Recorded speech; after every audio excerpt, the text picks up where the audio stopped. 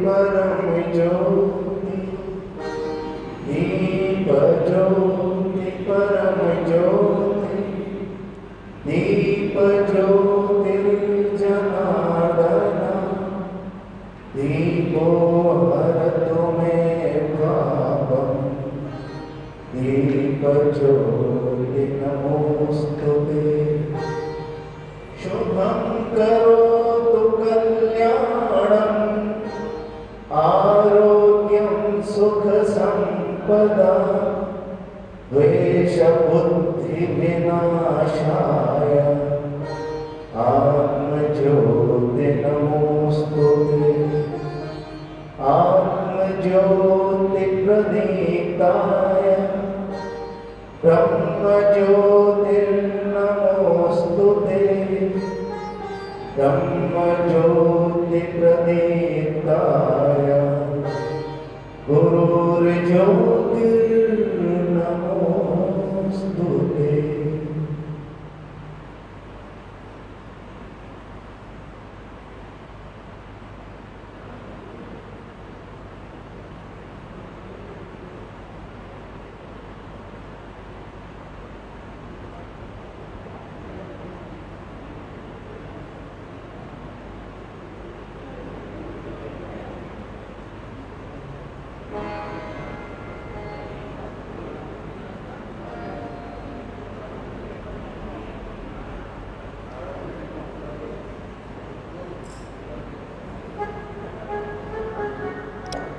सभी अपने स्थान पर बैठेंगे और जो अभिभावक बंधु भी आए हैं ना, वह भी अपना स्थान पीछे वहाँ कुर्सियाँ बिछी हुई हैं उन पर बैठ सकते हैं। आग्रह है आप भी स्थान ग्रहण करें। अभी ये जो भैया हैं अभी गुरु के सामने चेहरा करके बैठे हैं। वंदना के समय सरस्वती माँ और मंच की तरफ अपना चेहरा घुमा लें, माने अर्ध वाम व्रत और दक्षिण व्रत करना पड़ेगा आपको। दक्षिण वाम व्रत करना पड़ेगा जी।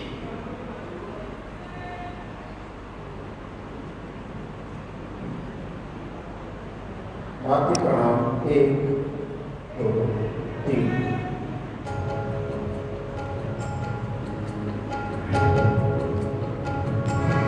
हे हंस वाहिनी ज्ञानदायिनी,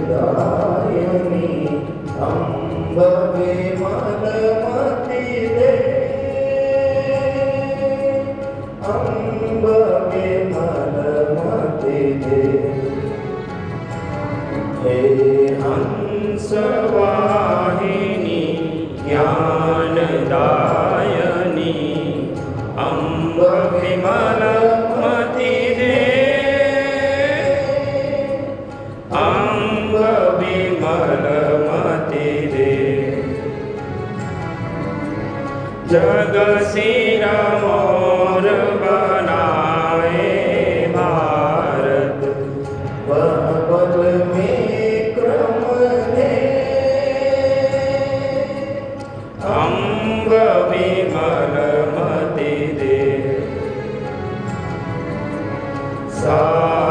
साहसशील हृदय में भर दे, जीवन त्यागितपोमय कर दे। संयम सत्य स्नेह का वर दे, स्वाभिमान भर दे। हे हंस वाहिनी ज्ञानदायिनी, अम्ब विमलमति दे, अम्ब विमलमति दे।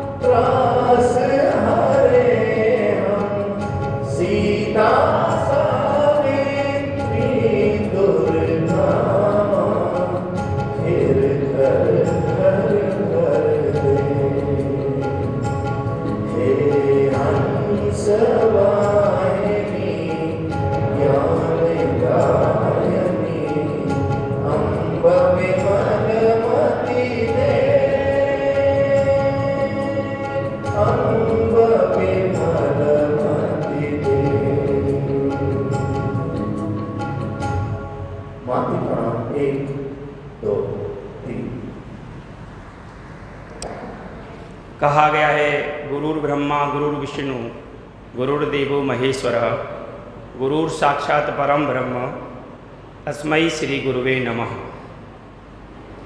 इस भाव को लेकर के हम यहाँ बैठे हैं।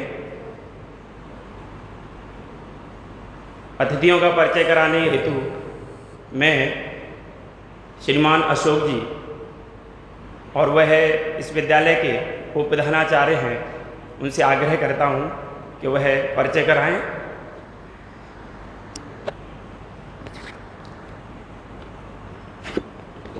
आज के गुरु पूर्णिमा की पावन पर्व पर विद्यालय में आयोजित कार्यक्रम में पधारे हमारी विद्यालय प्रबंधन समिति के आदरणीय कोषाध्यक्ष जी, जो मंच पर मेरे भाई और बैठे हुए हैं प्रथम कुर्सी पर श्रीमान मोरारी प्रसाद जी अग्रवाल, आप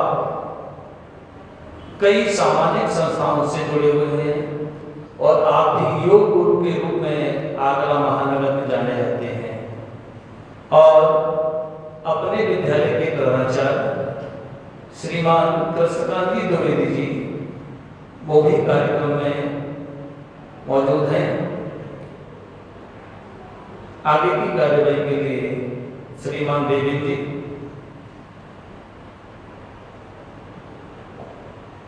बहुत बहुत धन्यवाद आदरणीय अशोक जी। अब तो वो कर लें।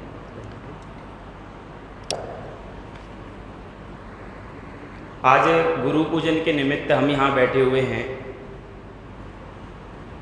आगे की कार्यवाही मेरे सहयोगी इस व्यवस्था में लगे हुए श्रीमान नारायण जी, जो कि यहाँ संस्कृत के लिए टीजीटी हैं, मैं उनसे निवेदन करता हूँ कि इस भव्य आयोजन को आगे के लिए संचालित करें। ऐसे श्रीमान नारायण जी।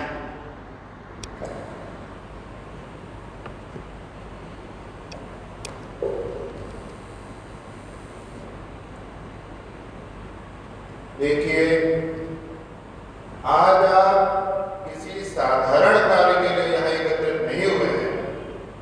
एक असाधारण कार्य करने के लिए सभी छात्र यहाँ इकट्ठा हुए हैं। कार्य है गुरु पूजन, श्री गुरु पूजन। इस पूजन के बाद वैसे तो आप भावनात्मक रूप से जुड़े हुए हैं। इस पूजन के बाद आपको कितने ही गुरुजन मिल जाएं, लेकिन मेरा ऐसा विश्वास है कि जिन गुरु की आप प्रार्थना कर रहे हैं, जिनसे आप आशीष ले रहे हैं, जिनकी आप पूजा कर रहे हैं, उनसे आपका जीवन भर का अटूट रिश्ता बन जाना चाहिए। अपनी भावना को इतनी प्रबल रखने की आवश्यकता है। भले ही हम देवालय में प्रतिदिन पूजन करते हैं, लेकिन अगर भावनात्मक रूप से हम नहीं जुड़े हैं तो हमें कहीं भी फल की प्राप्ति नहीं हो सकती। मंत्रों के उच्चारण के साथ जब जब अर्थ बताया जाए तो अपने मन में ऐसे भाव उत्पन्न करें कि स्वयं साक्षात परमेश्वर आपके समक्ष बैठे हुए हैं और उनसे आपको दुनिया भर की दौलत मांग लेनी है मन में ही। वैसे गुरु तो अंतर्यामी होते हैं, मांगने की आवश्यकता नहीं है। अगर आप भावपूर्ण विधि से पूजन करेंगे तो निश्चित ही आपका जीवन का आने वाला प्रत्येक क्षण, उस प्रत्येक क्षण में आपको गुरुवर का आशीर्वाद दिखाई देगा। सर्वप्रथम हम सद्गुरुदेव का ध्यान करते हैं।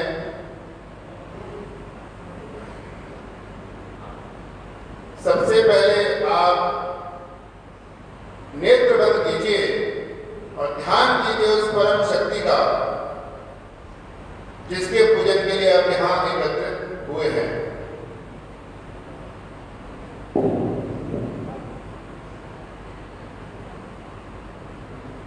अखंड मंडल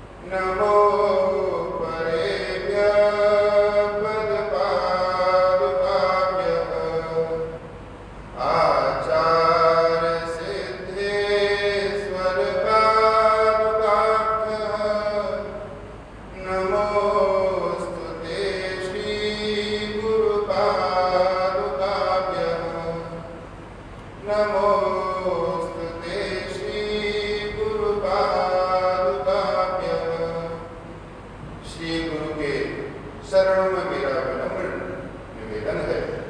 हे गुरुवर, मैं आज आपका तन मन से जो पूजन कर रहा हूँ, उसमें अगर किसी प्रकार की अवज्ञा हो जाए तो उसके लिए मैं क्षमा प्रार्थी हूँ। हे गुरुवर, आप मुझ पर सर्वदा प्रसन्नता की दृष्टि बनाए रखें। अब हम पूजन आरंभ करेंगे और जैसे जैसे मैं निर्देशित करूंगा वैसे ही आप अपनी क्रियाकलाप करेंगे। सबसे पहले आप मन में ध्यान करके जो आपके समक्ष जल उपस्थित है उसमें सभी तीर्थों के जल का आवाहन कीजिए। ऐसा महसूस होना चाहिए कि सारी पवित्र नदियों का जल आपके आगे भरी हुई जल के लोटे में समाहित हो गया हो। गंगे च यमुने च गोदावरी सरस्वती नर्मदा सिंधु कावेरी जलेस्मिन् सन्निधिं कुरु। अर्थात सभी नदियों का जल, चाहे वो गंगा हो चाहे वो यमुना हो, मेरे इस जल में समाहित हो जाए। देखिए, गुरु कौन है? गुरु भू का अर्थ है अंधकार और रू का अर्थ है जो दूर करे। जो अज्ञान के अंधकार को दूर कर दे वही गुरु है। कोई साधारण नहीं है, गुरु असाधारण है। अब आप पवित्र करेंगे स्वयं को, क्योंकि जब हम कोई पूजन करते हैं तो हम स्वयं को सबसे पहले पवित्र करते हैं। तो जल थोड़ा सा अपने हाथ में लेकर अपने सिर को ऊपर छींटे लगाएंगे थोड़े से। ओम पवित्र पवित्रो वा सर्वावस्थांगतपि वा तस्मेत् पुण्डरीकाक्षं सर्वाभ्यान्तर शुचि पुनात् पुण्डरीकाक्ष पुनात् पुण्डरीकाक्ष पुनात् पुण्डरीकाक्ष पुनातो। अब सर्वप्रथम हम भले ही कोई पूजा करें तो गणेश जी का ध्यान करते हैं। तो अपने दोनों नेत्र बंद करके हाथ जोड़िए। माँ गणेश जी, माँ सरस्वती का एक श्लोक में ध्यान है, ध्यान कीजिए। वर्णानाम अर्थ संख्यानाम छंदानाम रसापि मंगलानाम च कर्तारो वंदे वाणी विनायको विघ्नेश्वराय वरदाय सुरप्रियाय लंबोदराय सकलाय जगत्ताय नागाननाय श्रुतियज्ञ विभूषिताय गौरीसुताय श्री गणनाथ नमो नमस्ते। अब हम अपना पूजन प्रारंभ करने जा रहे हैं। सबसे पहले आप गुरुवर के पाद प्रक्षालन करेंगे। आप पुष्प लेकर अपने हाथ से गुरु के चरणों में दूर से ही छींटे लगाएंगे। गुरु के चरण धोएंगे, क्योंकि इन चरणों में दुनिया भर की तमाम दौलत छिपी हुई है। आवश्यकता है उन आंखों की जो उनको देख सके। नमो गुरुभ्यो गुरुपादुकाभ्यो नमो परेभ्यः पदपादुकाभ्यः आचार्य सिद्धेश्वर पादुकाभ्यो नमोस्तुते श्री गुरुपादुकाभ्यः। श्री गुरु के चरणों में मेरा शत शत वंदन है। अब आप गुरु के समक्ष कुमकुम निवेदित करेंगे। कुमकुम अर्थात रोली। रोली आपको लगानी है। गुरु जी के हाथ पर देखिए, अपने हाथ से लगा लिया, उत्तिष्ठ होकर स्वयं अपने हाथ से आप लगाएं। गुरु के मस्तक पर आप रोली का टीका लगाएंगे। सही भैया अपने स्थान पर उत्तिष्ठ होकर, खड़े होकर, और गुरु के मस्तक पर रोली का टीका लगाएंगे। अज्ञानतिमिरान्धस्य ज्ञानाञ्जनशलाकया चक्षुरोन्मीलितं यस्य तस्मै श्रीगुरवे नमः। अर्थात जो आंखों को खोल दे, अज्ञान के अंधेरे में जो ज्ञान का अंजन है, ज्ञान की शलाका है, ऐसे सद्गुरु को मेरा नमस्कार है। अब आप अक्षत लगाएंगे, अक्षत अर्थात चावल। यत्रैव यत्रैव मनोमनीयं तत्रैव तत्रैव तव स्वरूपं यत्रैव यत्रैव शिरोमणीयं तत्रैव तत्रैव गुरोपदं मे। अर्थात हे गुरुवर, ऐसी भावना रखते हुए पूजा करें कि हे गुरुवर, जहाँ जहाँ मेरा मन जाए केवल आपकी ओर ही जाए, जब जब मेरा मन जाए केवल आपकी ओर ही जाए, और जहाँ जहाँ मेरा सिर हो वहाँ श्री गुरुवर आपके ही चरण हो। अब आप वस्त्र निवेदित करेंगे। आपके थाल में पटका रखा होगा, उसको गुरुवर के आनंद के साथ वस्त्र धारण कराइए। सानंद मानंद करम प्रसन्नम ज्ञान स्वरूपम निज भावयुक्तम योगीन्द्र मीड्यम भवरोग वैद्यम श्रीमद्गुरुं नित्यमहं नमामि श्रीमद्गुरुं नित्यमहं नमामि। अर्थात जो प्रसन्नता के ज्ञान स्वरूप हैं, आनंद स्वरूप हैं, ये योग की प्राप्ति कराने वाले हैं, ऐसे सद्गुरु को मेरा बारंबार नमस्कार है। पूजा करते समय ऐसी भावना रखें कि जिन गुरुवर को आप वस्त्र धारण करा रहे हैं वही आपके लिए सर्वत्र सच्चिदानंद परमेश्वर है, और जीवन का वास्तविक आनंद तो वही गुरु है। अब सद्गुरुदेव को आप पुष्पमाला धारण कराएंगे। अखंड मंडलाकारं व्याप्तं येन चराचरं तत्पदं दर्शितं येन तस्मै श्री गुरुवे नमः। जो सारे संसार में व्याप्त है, चर सारी सृष्टि उसकी इच्छा से ही चलती है, ऐसे सद्गुरुदेव को मेरा बारंबार वंदन है। मन में ऐसे भाव रखेंगे कि हे गुरुदेव, आप मुझ पर सर्वदा प्रसन्न रहें और अपनी कृपा दृष्टि मुझ पर सदा बनाए रखें।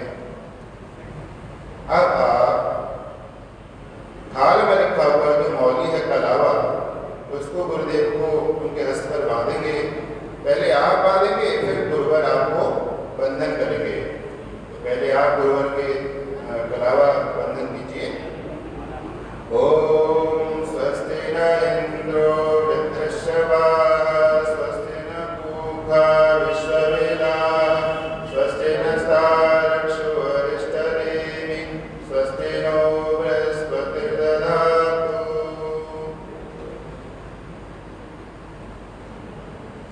और यही क्रम गुरुजनों से मेरा निवेदन है कि वे छात्रों को, भैयाओं को उसी प्रकार रक्षा सूत्र बांधकर उनके ऐसे बंधन में छूट जाएं जो जीवन की कितनी भी विषम परिस्थितियां आए, उस छात्र का ध्यान उनके मन से ना जाए और उनको ये दिन जीवन भर याद रहे। ओम स्वस्ति न इंद्रो वृद्धश्रवाः स्वस्ति न पूषा विश्ववेदाः स्वस्ति नस्तार्क्ष्यो अरिष्टनेमिः स्वस्ति नो बृहस्पतिर्दधातु। सद्गुरु उनको अपने नयनों से, अपने हाथों से आशीर्वाद दें कि भैया जीवन भर दीर्घायु बने रहें, यशस्वी हों, विद्यावान हों, धनवान हों। जीवन में उनको कभी कोई कष्ट दिखाई दे तो ऐसे भैया निसंकोच आपको दूरभाष से ही सही संपर्क कर सकें। गुरुजनों से प्रार्थना है कि ऐसा आशीर्वाद देंगे, यावत् भागीरथी गंगा यावत् देवो महेश्वरः यावत् वेदाः प्रवर्तन्ते तावत् त्वं विजयी भव। अर्थात इस संसार में जब तक भगीरथी गंगा है, जब तक इस संसार में देव महेश्वर हैं, जब तक इस संसार में वेद हैं, तब तक तुम विजयी रहो, विजयी रहो, विजयी रहो। सभी भैया अपने स्थान पर गुरु चरण स्पर्श करके बैठ जाएंगे।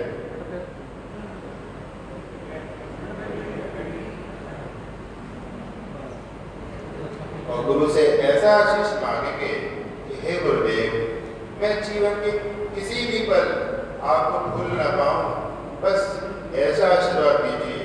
भले ही मैं आपकी उंगली छोड़ दूं, लेकिन आप मेरी उंगली कभी ना छोड़ें। जिस प्रकार माँ अपने पुत्र का ध्यान रखती है, आप मुझे संकट के समय पर हमेशा मेरा हाथ पकड़े रहें। हमेशा अज्ञान के समय पर, मुसीबत के समय पर किसी ना किसी प्रकार से उसका समाधान लेकर मेरे सामने आते रहें। हे गुरुदेव, आपकी कृपा मुझ पर सदा बनी रहे। आज से आप मेरे केवल शैक्षिक गुरु नहीं हो गए, आध्यात्मिक गुरु हो गए हैं। कैसे आध्यात्मिक गुरु? जो आपके मन से अविद्या का पर्दा हटा दें, जो आपके मन से माया का पर्दा हटा दें, जो आपकी आंखों को खोल दें। जैसा कि कहा गया है कि अज्ञान तिमिरांधस्य ज्ञानांजनशलाकया चक्षुरुन्मीलितं यस्य तस्मै श्री गुरुवे नमः। अर्थात आपकी आंखों को जो खोल दे, आपके लिए शलाका का काम करें, अंजन का काम करें। हाँ, अज्ञान के अंधेरे में, अज्ञान का अंधेरा कैसा? समस्याओं का। देखिए, जीवन की राह एक बराबर किसी की नहीं होती। आप जब भी हॉस्पिटल में जाते हैं तो आप देखते होंगे कि आप जहाँ हर्ट्ज की लाइन चलती रहती है, उस मशीन में हर्ट्ज की लाइन ऊपर नीचे चलती रहती है। तो इससे सिद्ध होता है कि जीवन में उतार चढ़ाव तो आते ही रहते हैं। आपने उस मशीन में देखा होगा कि अगर उस मशीन में सीधी रेखा आ जाए तो क्या होगा? अर्थात व्यक्ति इस धरती पर नहीं रहा।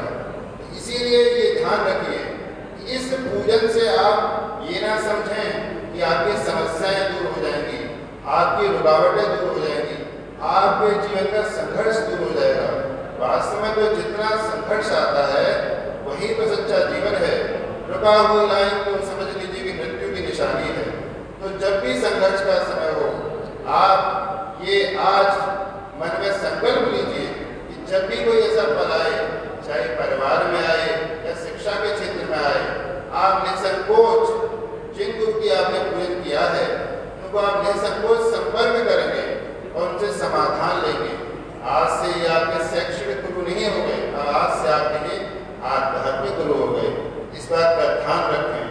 इन्होंने समय समय पर जो बातें आपको सिखाई हैं उनका आप जीवन भर पालन करते रहेंगे। अंत में मैं कुछ राय बोलकर अपने इस पूजन को विराम देना चाहूँगा। सभी भैया ध्यान दें कि हमें किस रास्ते पर चलना है। मेरे इस गीत में आपके सारे समाधानों का सार छुपा हुआ है। ध्यान से सुनेंगे कि हमारे लिए वही रास्ता है जो गुरु ने हमको दिखाया है। हमें रास्तों की जरूरत नहीं है, हमें तेरे पैरों के निशान मिल गए हैं।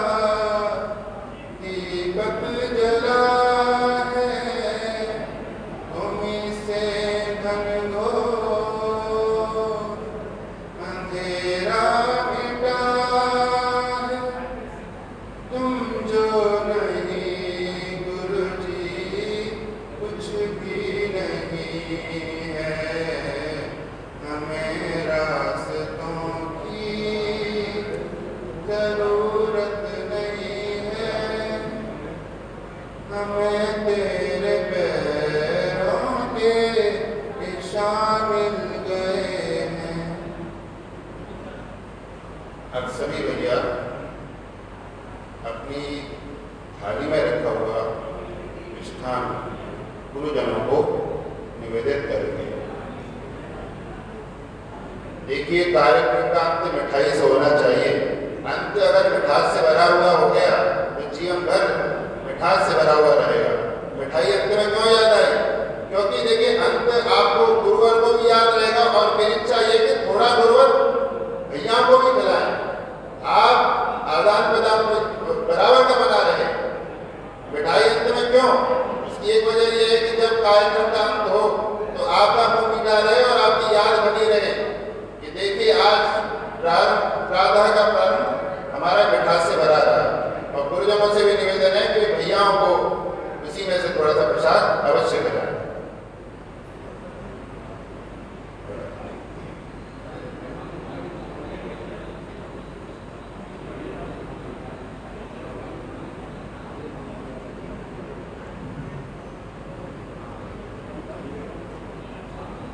अब सभी भैया मिष्ठान खिलाने के बाद मनी मन एक बार अपने अपराधों के लिए क्षमा प्रार्थना करेंगे गुरुवर से।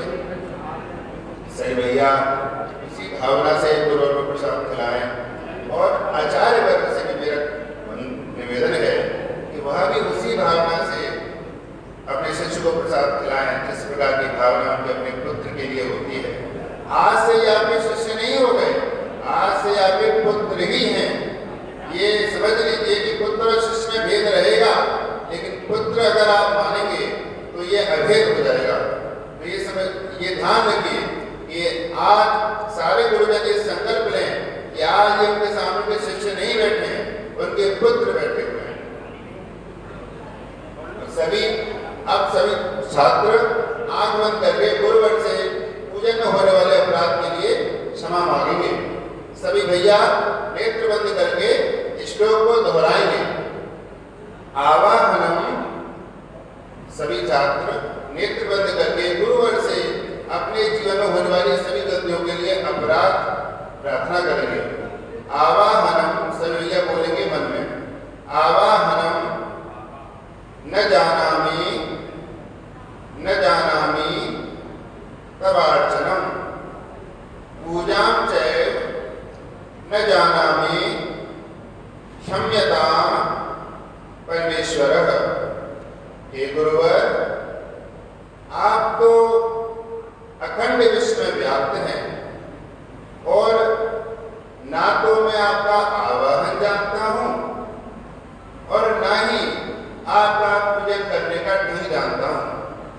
अज्ञान से, भूल से अगर किसी प्रकार का अपराध बन गया हो तो हे गुरुवर, मुझे अपना पुत्र जानकर मेरे उस अपराध को आप क्षमा करें और मुझ पर सर्वदा प्रसन्नता की दृष्टि बनाए रखें। धन्यवाद।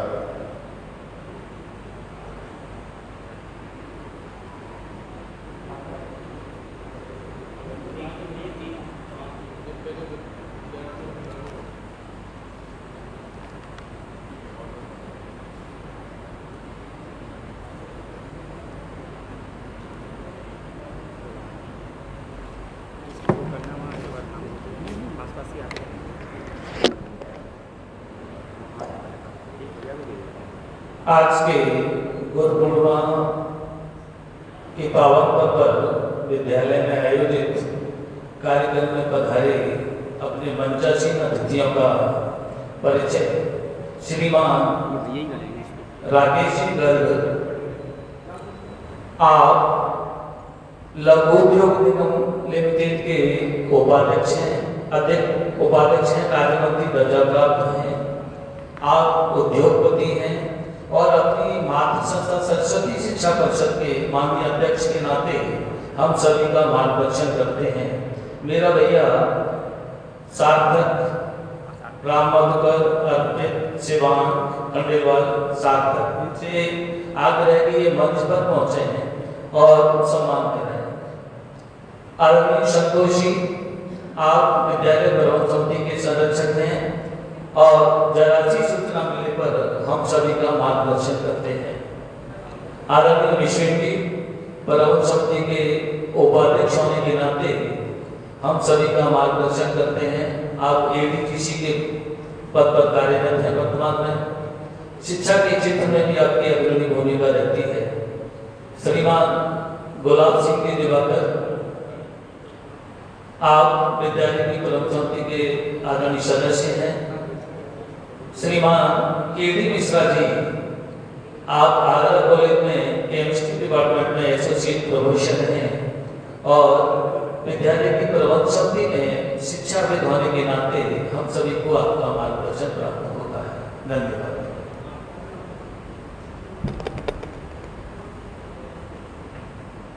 अब मेरा श्रीमान प्राचार्य जी से आग्रह है कि मंच पर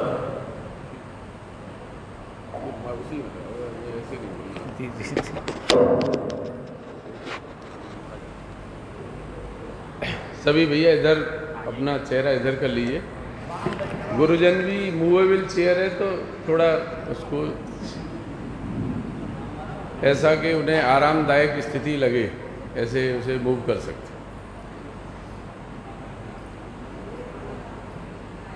ठीक, आप एक कोई रहें, एक हट जाइए। एक बार हाथ बांध के बैठेंगे। दोनों जो चेयर पे बैठे हैं बंधु, उनसे आग्रह दोनों पैर मिला के बैठेंगे। श्री गुरु पूर्णिमा के पावन पर्व पर आयोजित एक प्रयोग के रूप में यह गुरु पूजन कार्यक्रम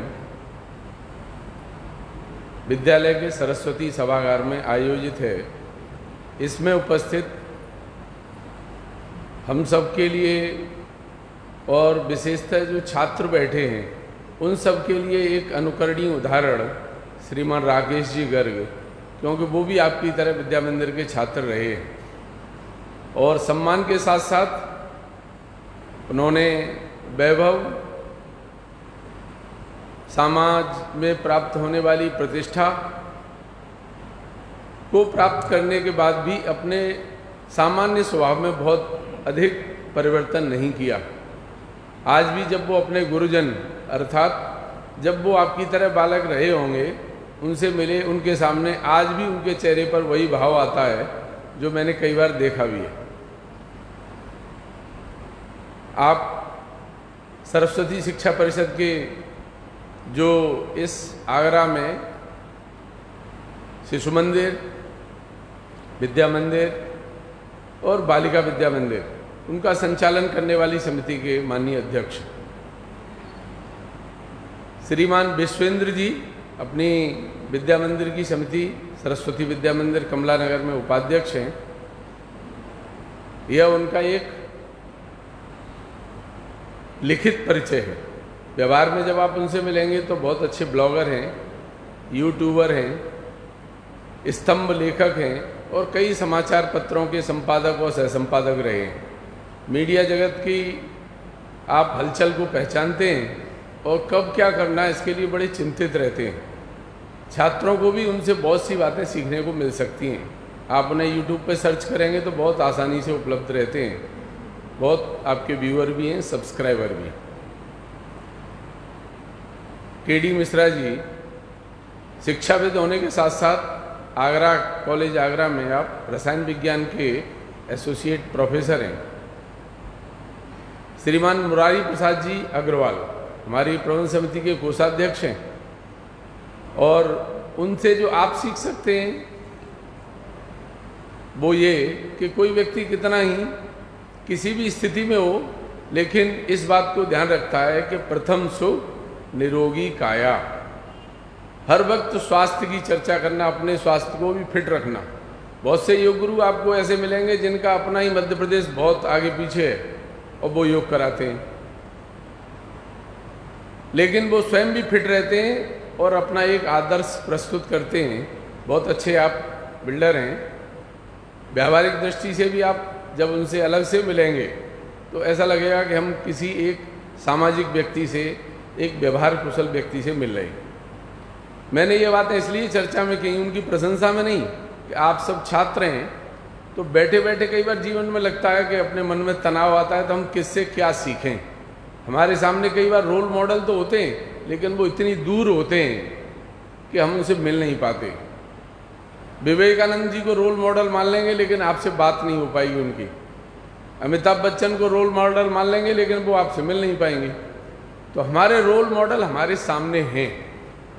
ऐसा मेरा आपसे आग्रह है कि ये जो मैंने बताया उनमें एक बात भी मुझे अभी अपने 4 महीने के कार्यकाल में नहीं लगी कि ये असत्य है। मैं उनका कोई प्रशस्ति गान नहीं कर रहा, लेकिन जो छात्र बैठे हैं उनके सामने मैं इसलिए कर रहा हूँ, और जो मंच पर हमारे अधिकारीगण बैठे हैं, 1-2 कहीं मैं भ्रम भूल गया हूँ तो उनसे क्षमा चाहता हूँ। परिचय श्रीमान संतोष जी भाई साहब भी हैं, आप संरक्षक हैं और अत्यधिक विनम्र स्वभाव के हैं। कई बार फील्ड में आके घूमने के बाद हमें उल्टा प्रणाम कर लेते हैं कि मैं संतोष हूँ, मैंने आज भाई साहब देख नहीं पाया। इतनी विनम्रता भी हम उनसे सीख सकते हैं। मंच पर बैठे अधिकारियों को बताने का विषय है, और मेरे हॉल में इसमें कुछ अभिभावक बंधु भी हैं, 1-2 पूर्व छात्र भी हैं जो अपने गुरुजन का पूजन अपने शिष्य भाव से यहाँ करने के लिए आए। राजेश जी ने सुबह मुझे बताया, उनको भी प्रणाम, उनका भी विद्यालय परिसर में अभिवादन। माँ सरस्वती का आशीर्वाद लेकर मैं मंच पर उपस्थित अधिकारियों को बताना चाहता हूँ कि ये जो छात्र हैं, मैंने आह्वान किया है कि ये आपके आज के ही शिष्य नहीं हैं, इनसे जीवन भर ऐसा संबंध रखिए कि इनका विवाह हो। जैसे अपने राकेश जी भाई साहब कहते हैं कि उनके विवाह में लज्जाराम जी भाई साहब और विद्या भारती के कई अधिकारी आए। ये आपको आज नहीं लगता होगा, लेकिन ये बहुत रोमांचक पल होता है। शादी किसी भी व्यक्ति का टर्निंग पॉइंट होती है लाइफ में। अच्छी पत्नी है तो फिर अच्छे ट्रैक पर चलती है गाड़ी। ऐसा संबंध रहे। उसके पिताजी आज स्वस्थ हैं तो जिनने आज पूजन करवाया उस गुरु से, तो वो उनकी चिंता करें कि मेरे छात्र के पिताजी का स्वास्थ्य खराब है, मैं उनके घर जाना है, मुझे विद्यालय ने कोई आदेश किया है, विद्यालय ने वाहन उपलब्ध कराया है, विद्यालय की छुट्टी हो जाएगी तब जाऊंगा, ये विषय नहीं। और हमने अगर ऐसी श्रृंखला अपने सेवा काल में 1 वर्ष में 1 शिष्य को लिया तो लगभग हम 10-20 ऐसे शिष्यों के अभिभावक होंगे जो उनके माताजी पिताजी से भी अधिक पूजनीय हो सकते हैं। यद्यपि कहते हैं कि माता पिता तो भगवान का स्वरूप होते हैं, लेकिन गुरु ऐसा व्यक्ति होता है जो जिससे छात्र कई बार वो बातें भी शेयर करता है जो अपने माता पिता से नहीं कर पाता। और आजकल के युग में तो ये बिल्कुल सत्य ही है। कौन सा सीरियल देखना, कौन सा चैनल देखना, कौन सा प्लेटफॉर्म, कौन सा ऐप सब्सक्राइब करना, ये माता पिता नहीं हुए थे, अपने गुरुजी से ही पूछना, अपने सर से पूछना, अपने मास्टर साहब से पूछना, जो भी उन्हें उचित शब्द उस समय याद आ जाए।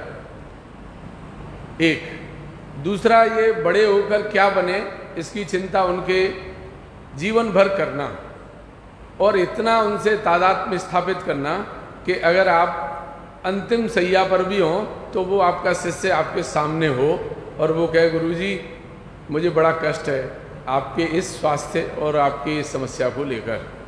यानी हमारा पारिवारिक भाव चाहिए, दिखाने वाला नहीं। जैसे हम दीप मंत्र में कहते हैं तमाम आह्वान करते हैं, लेकिन एक ही आह्वान में तो सबसे कहता हूँ उसका बुला दें, द्वेष बुद्धि विनाशाय। गुरु का ही ऐसा संबंध है कि अगर शिष्य उसका ऊपर उससे भी अधिक प्रगति करता है, उससे अधिक शिक्षा प्राप्त करता है, उससे अधिक उच्च पदस्थ होता है, तो गुरु के मन में ये वेदना कभी नहीं होती कि मैं तो जरा सा TGT हूँ, ये IAS बन गया। और अगर ऐसी वेदना होती है तो वो वास्तव में गुरु नहीं है, वो तो एक्सीडेंटली टीचर है, जिसे उसे कहीं रोजगार नहीं मिला इसलिए वो अध्यापक बन गया, अगर उसके मन में ऐसी भावना आती है। इसीलिए हमारी सांस्कृतिक परंपरा में गुरु पूजन की व्यवस्था है। नारायण जी ने भी बहुत सी बातें कही, वो प्राय विद्यालय में एप्लीकेबल नहीं होती। हम सब सदगुरु हैं या नहीं हैं ये बात का विषय है, लेकिन हम गुरु हैं।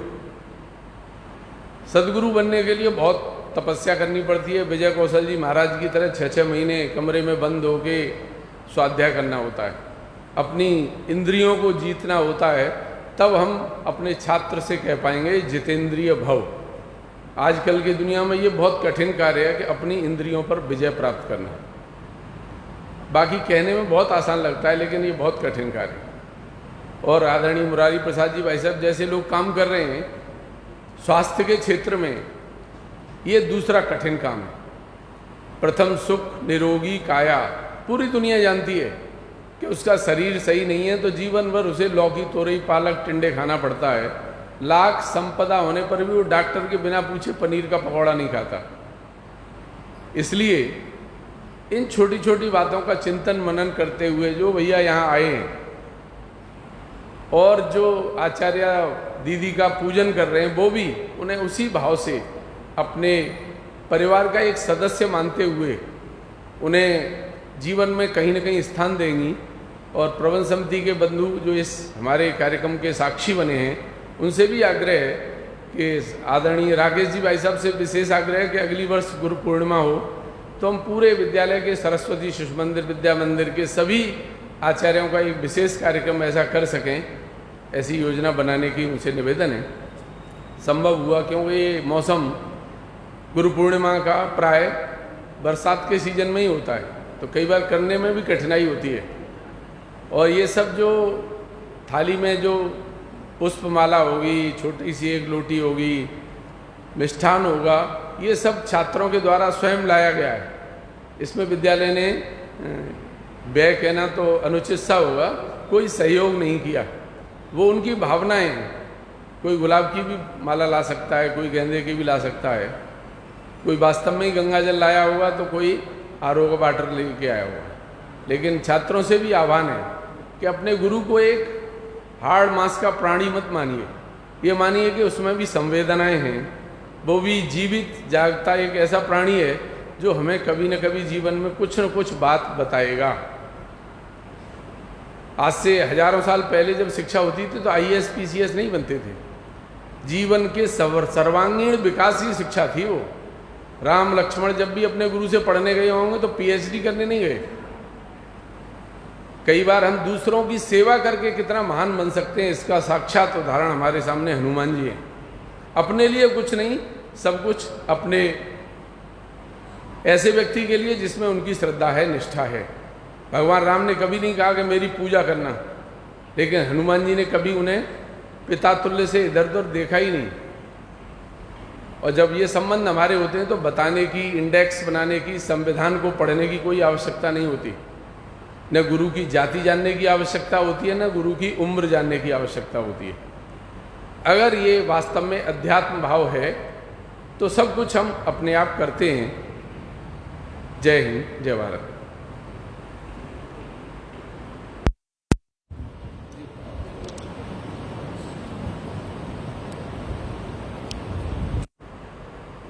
बहुत बहुत धन्यवाद आदरणीय प्रधानाचार्य जी। मैं बता दूं, आज के इस गुरु पूजन में 2 शिष्य ऐसे भी आए हैं जिनके पिता भी उनसे पढ़े हैं और यहीं मौजूद हैं। वह ऐसा भैया है एक आयुष गोयल, उनके पिताजी श्रीमान रिंकू गोयल, उनके आचार्य जी श्रीमान राजेश जी गुप्ता उनसे पढ़े हैं और वो सौभाग्यवश उन्हीं की क्लास में है। वो भी हैं, रिंकू जी भी हैं। पहले वह पढ़े, उसके बाद वो भी उन्हीं की क्लास में सौभाग्यवश संयोगवश ऐसा हुआ है। ये अनोखा उदाहरण है। हाँ है, ठीक है। मैं श्रीमान रिंकू जी गोयल से निवेदन करूँगा कि आप थोड़ा मंच पे आएँ, आग्रह है। और आदरणीय राकेश जी वैसा उससे मैं आग्रह करूँगा कि उन्हें पटका पहना करके एक बार अनुग्रहित करें। ऊपर आ जाए।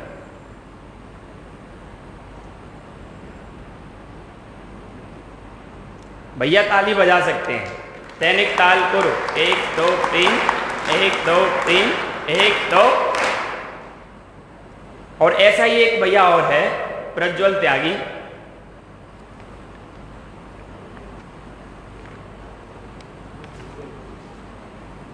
उसके पिताजी हैं श्रीमान योगेश जी त्यागी, शायद यहाँ मौजूद नहीं है वह। और वह श्रीमती रजनी जो हमारे विद्यालय में आचार्य हैं, वरिष्ठ आचार्य, उनसे पढ़े हैं उनके पिताजी।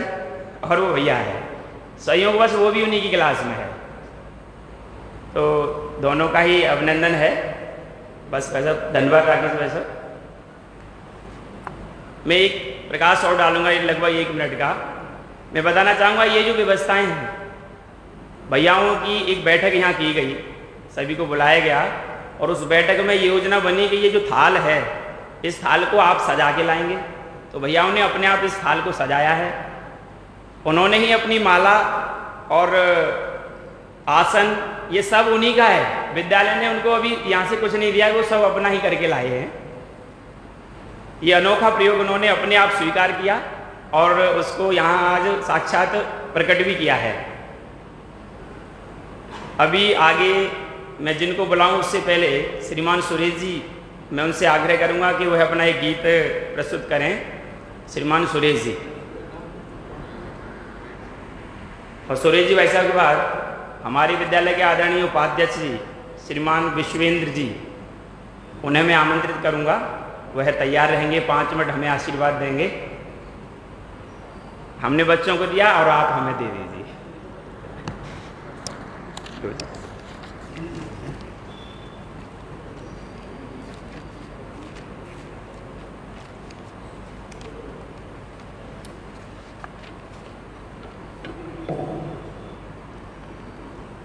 माँ शारदी, आदरणीय मंच, प्राचार्य जी, साथियों और भैयाओं, आज के पावन पर्व में ये कहना चाहूँगा, जिस तरह से मोबाइल की रेज हमको दिखाई नहीं देती है, उसी तरह से आशीर्वाद की रेज हमको दिखाई नहीं देती है। ये आशीर्वाद मिलता अवश्य है गीत के माध्यम से। माता पिता और गुरुजनों का जिनके सिर पर हाथ है, खुशियाँ उनके आगे पीछे, दुनिया उनके साथ है।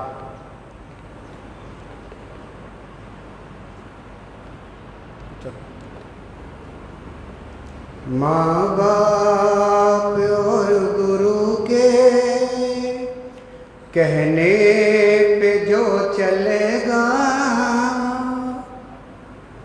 सम्मान दुनिया देगी, फूलेगा और फलेगा। माँ बाप और गुरु के कहने पे जो चलेगा, जन्म माता ने दे करके,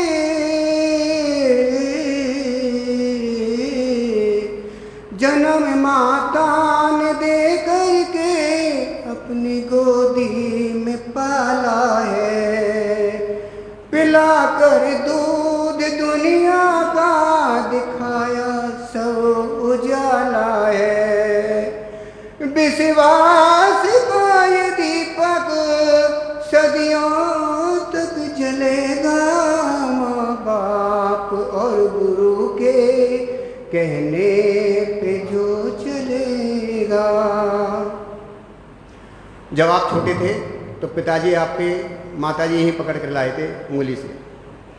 पकड़ उंगली पिताजी ने गुरु के पास पहुंचाया।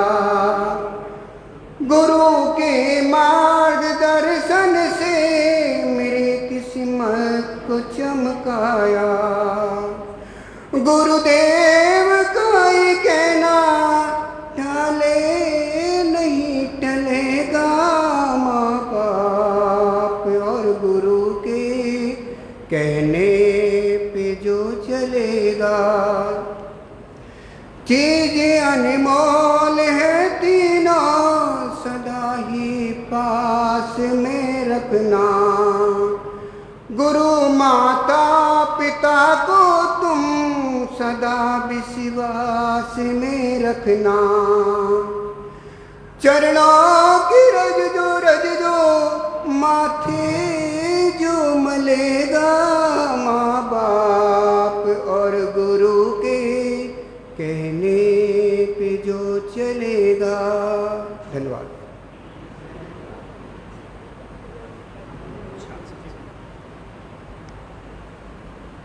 राम,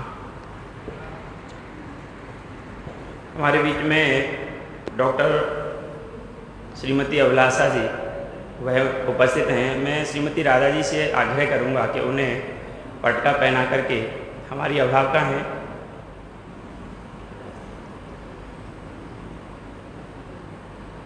आदरणीय विश्वेंद्र जी भाई साहब को मैं बिना भूमिका के मंच पर आमंत्रित करता हूँ। आइए। ऊपर ही करवा देता हूँ। हरचंद्र मुल्ला जी भी हैं जो ब्रह्म समिति के सदस्य। ऊपर ही पहुँचा रहा हूँ इसको। अच्छा ऊपर ही कर रहे हैं। मुल्ला जी की और बोल दो, हरचंद्र मुल्ला जी कहाँ है? वो बैठे बैठ उधर। हमें करे। बोल दो।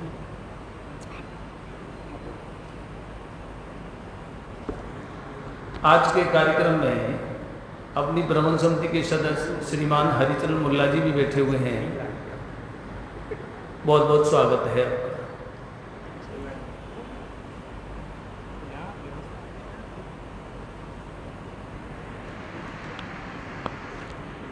सभी मंच पर उपस्थित आदरणीय राकेश जी भाई साहब, मुरारी प्रसाद जी और अपनी प्रबंध समिति के सभी साथीगण, आज इस दुनिया के सबसे पवित्रतम और अद्भुत, मैं समझता हूँ दुनिया भर में ऐसा कार्यक्रम और तो कहीं होता नहीं होगा।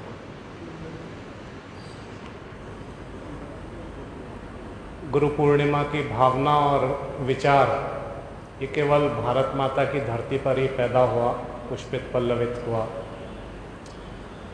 ऐसे इस पवित्र कार्यक्रम में उपस्थित सभी गुरुजन, प्रधानाचार्य सहित गुरुजन और आचार्य बहनें और विद्यार्थीगण, उनके जो परिवारीजन आए हैं, दो पिता भी उनके उपस्थित हैं ऐसा बताया गया, सामने हमने देखा भी।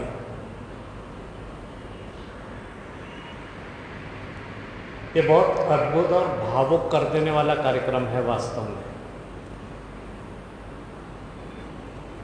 इसमें क्या बोलें क्या ना बोलें ये बड़ी विडंबना सी है।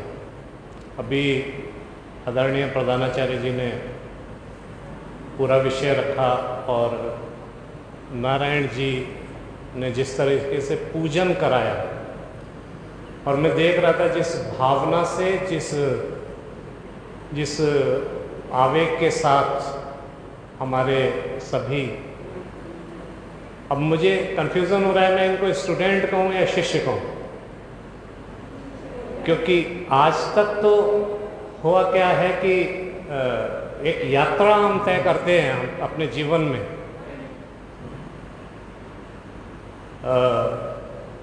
सामान्यतः शिष्य से और स्टूडेंट बनने की भी यात्रा हो सकती है, और स्टूडेंट से शिष्य बनने की भी यात्रा हो सकती है। मुझे लगता है आज हम स्टूडेंट से शिष्य बनने की ओर पहुँचे हैं।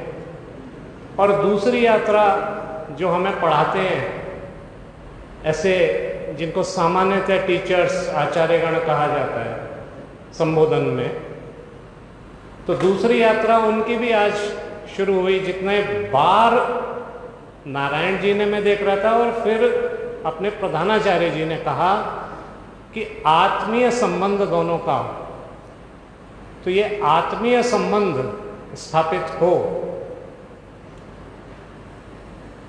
तो टीचर से गुरु बनने की यात्रा,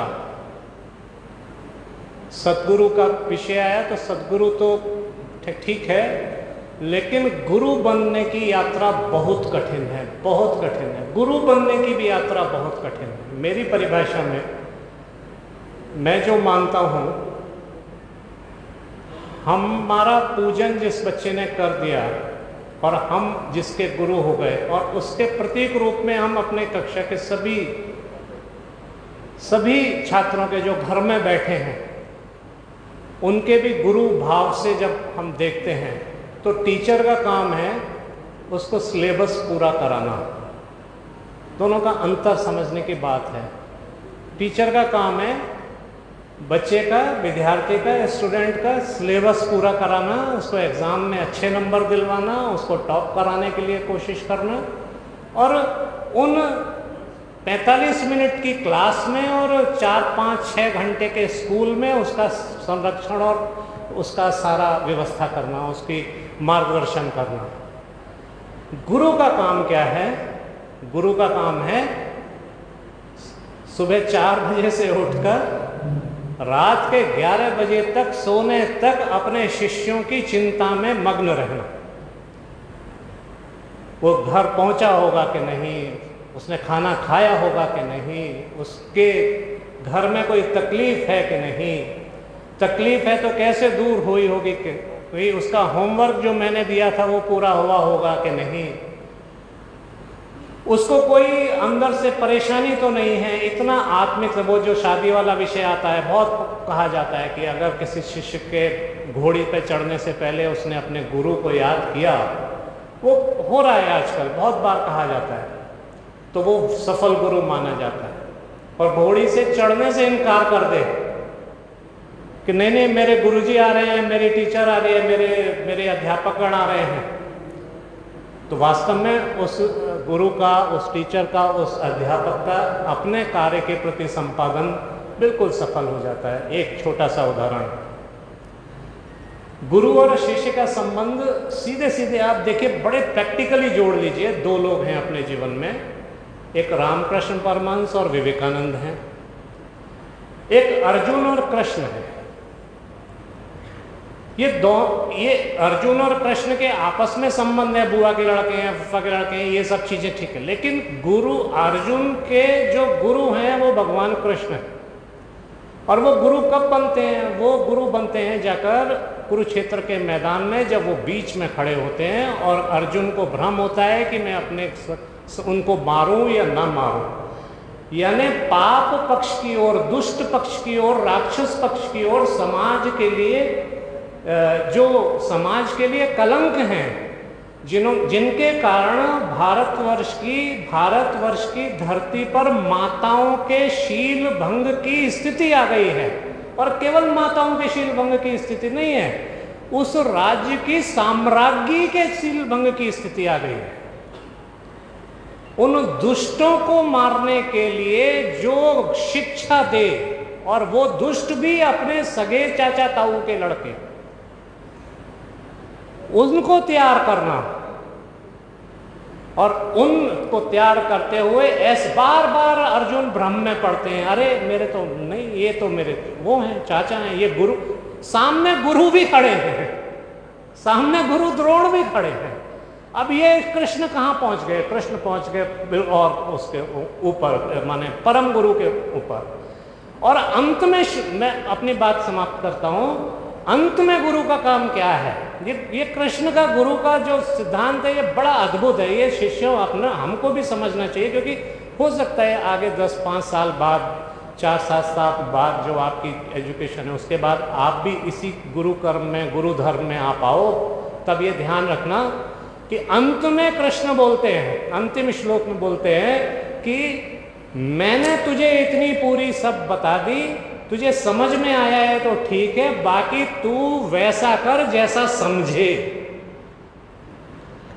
इतनी स्वतंत्रता, ये अद्भुत है, इतनी स्वतंत्रता कि तू वैसा कर जैसा तेरे मन में आए, जैसा तू समझे। तब कृष्ण गांडी उठाकर, वो अर्जुन गांडी उठाकर खड़े होते हैं, और फिर जो भी महाभारत में होता है, यही स्वामी विवेकानंद और इनका रामकृष्ण परमहंस का किस्सा।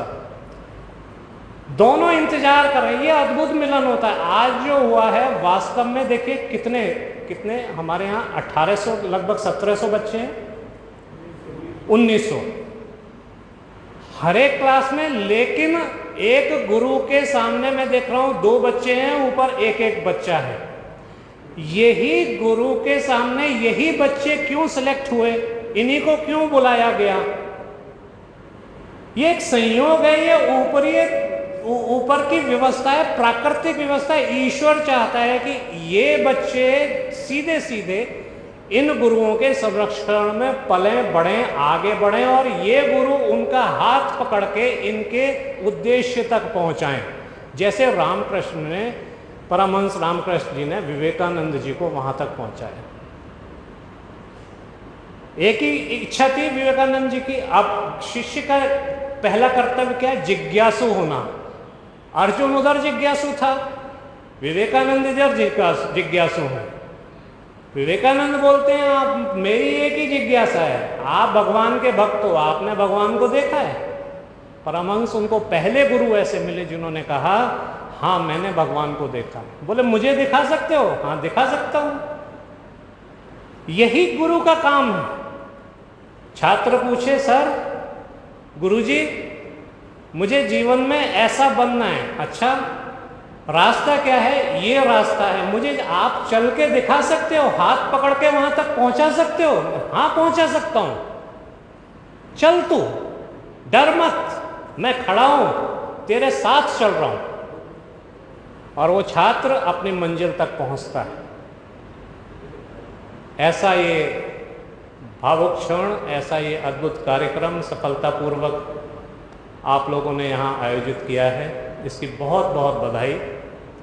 यह संबंध जीवन भर ईश्वर की दी हुई अंतिम सांस तक चलता रहे और ये संबंध इन एक शिष्य और एक गुरु और दो शिष्य और एक गुरु तक सीमित न होकर पूरी क्लास के अपने बच्चों के संबंधों तक पहुँचे। पूरे क्लास के बच्चे उसी भावना से हमसे जुड़ें और अपने मंजिल तक पहुंचकर इस देश, समाज, राष्ट्र में इस विद्यालय और आपका नाम रोशन कर सकें, ऐसी शुभकामनाएं देता हुआ मैं अपनी बात को समाप्त करता हूं। नमस्कार।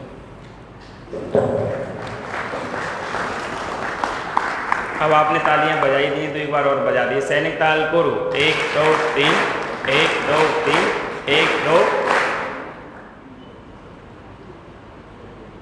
अपनी सरस्वती शिक्षा परिषद के माननीय अध्यक्ष जी को बुलाने से पहले श्रीमती सरला जी के द्वारा एक प्रेरणादायी गीत भावपूर्ण उसमें शब्द हैं, ऐसी श्रीमती सरला जी।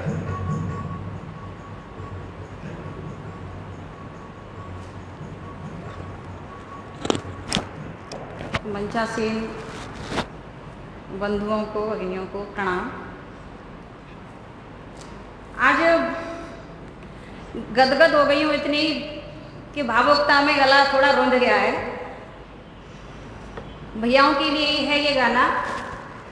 एकदम से प्रधानाचार्य जी का आदेश हुआ, तैयारी नहीं थी। फिल्मी गाना है लेकिन इनके शब्दों पर ध्यान दीजिएगा।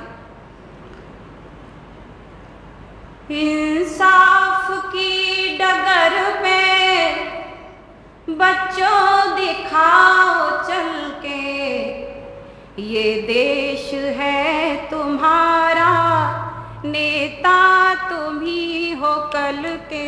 इंसाफ की डगर पे बच्चों दिखाओ चल के, ये देश है तुम्हारा, नेता तुम ही हो कल के।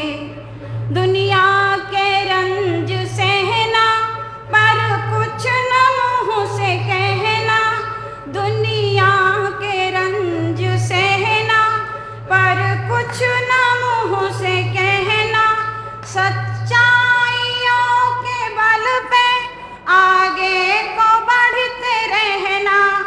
रख दोगे एक दिन तुम संसार को बदल के, इंसाफ की डगर पे बच्चों दिखाओ चल के, ये देश है तुम्हारा, नेता तुम ही हो कल के।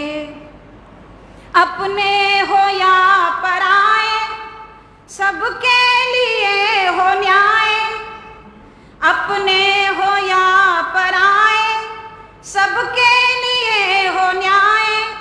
देखो कदम तुम्हारे हरगिज न डगमगाए, देखो कदम तुम्हारा हरगिज न डगमगाए।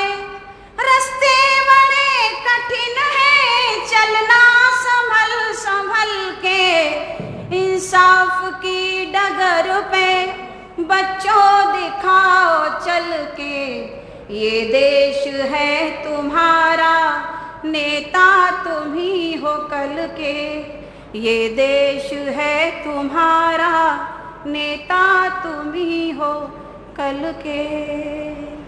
जय हिंद।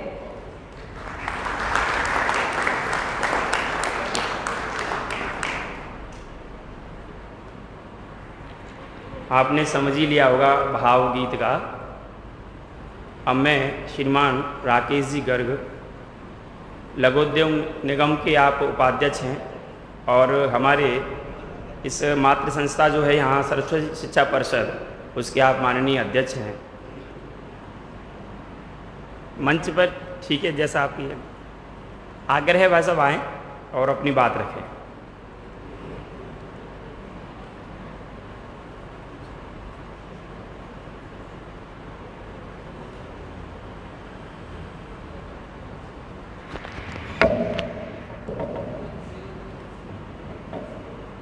गुरु पूर्णिमा के इस पावन अवसर पर इस गुरु पूजन कार्यक्रम में उपस्थित मंचासीन प्रबंध समिति के हमारे माननीय पदाधिकारीगण, सदस्यगण, बहन जी, विद्यालय के माननीय प्रधानाचार्य जी, आचार्य बहनें और छोटे भैयाओं, जैसे प्रधानाचार्य जी ने आपको बताया, मैं भी आपकी तरह विद्या मंदिर का पूर्व छात्र रहा हूं। तो इस गुरु पूर्णिमा के इस अवसर पर मैं सभी गुरुजनों को चरण वंदन करता हूं।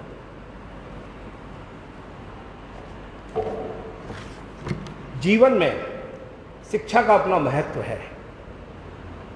सब विद्यालयों में ये प्राप्त हो सकती है, होती है, लेकिन मैं जिस जीवन के पड़ाव पर हूं, मैंने जो अनुभव किया है, शिक्षा महत्वपूर्ण है, लेकिन एक अच्छा आदर्श जीवन जीने के लिए, स्वाभिमानी जीवन जीने के लिए, निर्भीक जीवन जीने के लिए, अच्छे सामाजिक जीवन को जीने के लिए, जीवन में अच्छी प्रगति करने के लिए मात्र शिक्षा ही नहीं चाहिए। शिक्षा के साथ साथ संस्कार,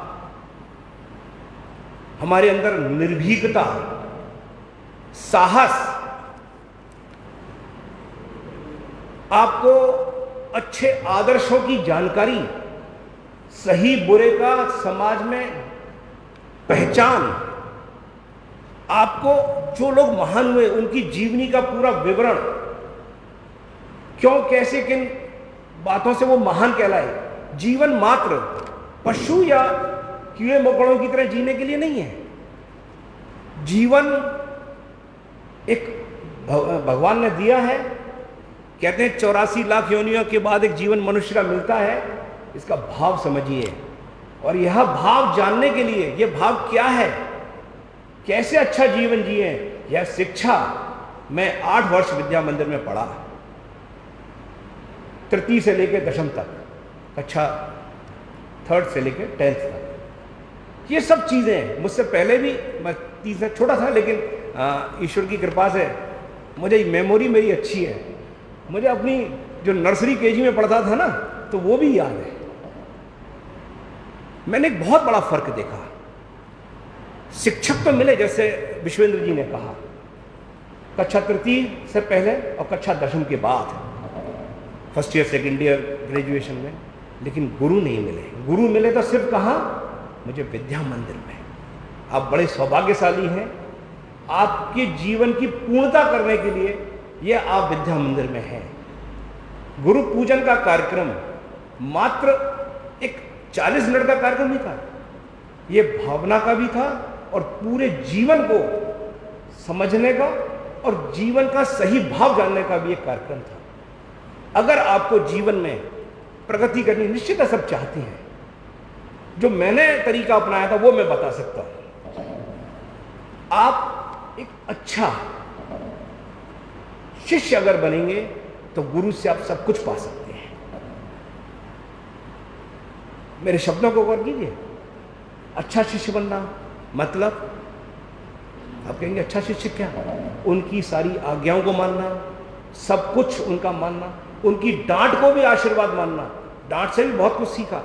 मुझे भी डांट पड़ती थी, डांट ही नहीं पड़ती थी उस समय, तो डस्टर से भी पिटाई होती थी छोटी छोटी कैन से भी होती थी। लेकिन हर चीज में मैं घर आता था ना, उस समय तो मुझे बड़ा क्रोध सा आता था, अपने ऊपर भी गुस्सा आती थी, गुरुजी भी। लेकिन जब घर में आके सोचता था, नहीं उन्होंने किया तो मेरे लिए ठीक, अगर मैंने ये गलती की तो उसका दंड दिया, और ये गलती अगर मैं इसको आगे करूंगा तो मेरे लिए गलत होगा जीवन के लिए। मैं वास्तव में ऐसा सोचता था, और एक अच्छी आदत थी मेरी, मैं गलती रिपीट नहीं करता था।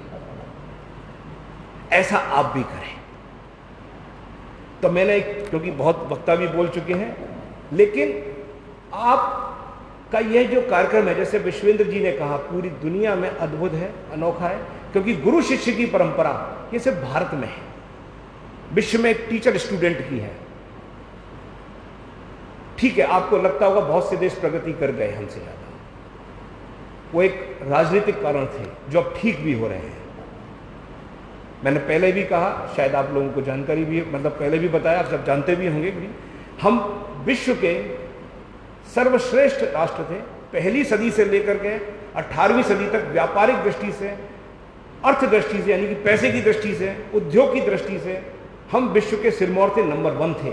जैसे आज आप अमेरिका वगैरह देखते हैं, 200-250 साल में क्या हुआ वो लंबी कहानी हो जाएगी, लेकिन पुनः राष्ट्र उस दिशा में चल पड़ा है।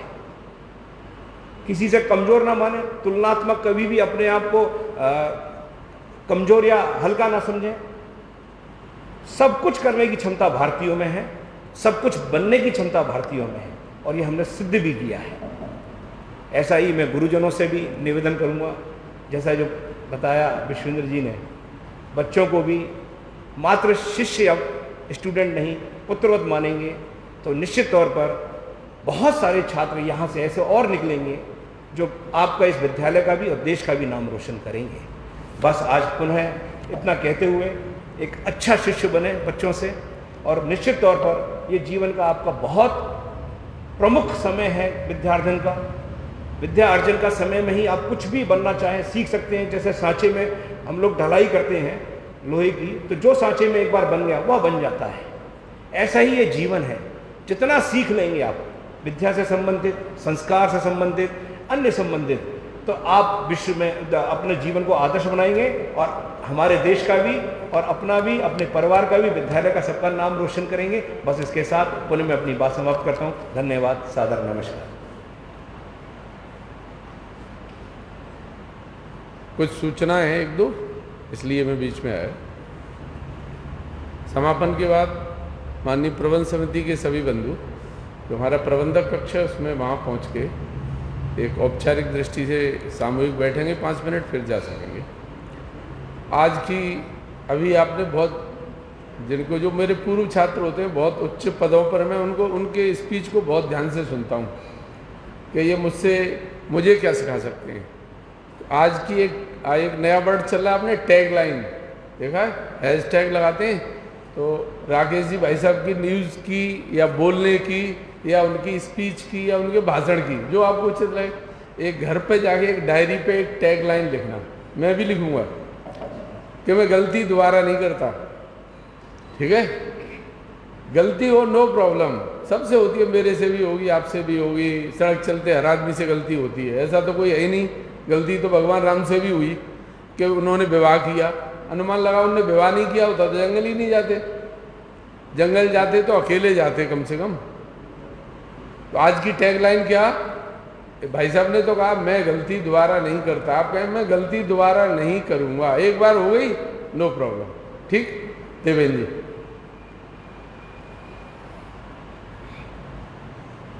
सभी भैया अपने ये जो सामग्री है उसको समेट करके समापन के बाद जाएंगे, और बाहर प्रसाद की व्यवस्था है, प्रसाद लेकर के जिनके साथ आपको जाना है उनको बुला करके, या जैसे भी आपकी व्यवस्था पहले से बनी है, अपने आचार्य जी सर को, मैम को बता करके तभी जाएंगे। अभी राष्ट्रगान होगा तो सभी जितने भी बंधु हैं सब अपने स्थान पर खड़े होंगे। उत्तिष्ठ।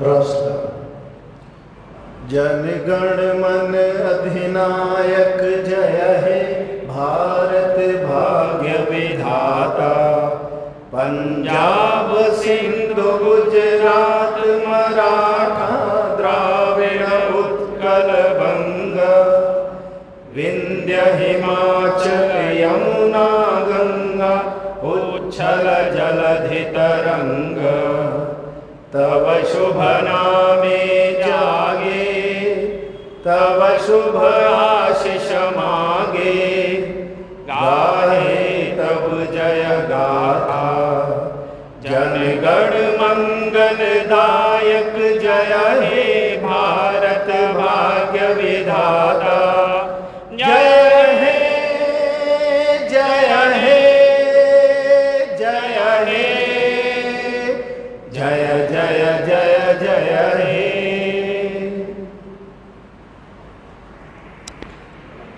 बिना सूचना के आप छोड़ सकते हैं स्थान।